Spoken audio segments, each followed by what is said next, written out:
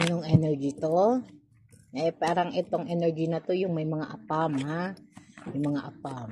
O, mga apam. May mga apam dyan, ha? Babae at lalaki, no? Ito'y para sa inyo. Ito yung mga, long term na relation na, no? Mga umabot na 1 to 2 years, 6 months, no? Ito yung mga iyon, ha? Na nagkakaroon na ng mga saya-saya, ha? Mga masasayang usapan, mga pangako, no? Makilala na rin ang pamilya, no?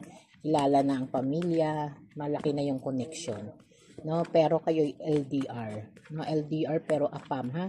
Pwedeng apam yung babae, pwedeng apam yung lalaki, no? Ito po yung energy nyo. Sana makaresonate kayo, no? Mag-comment na lang kayo kung kayo makaresonate, ha? Sa mga sa mga YouTube followers natin, ha, paki-follow rin po ako sa TikTok account ko. Pag interested kayo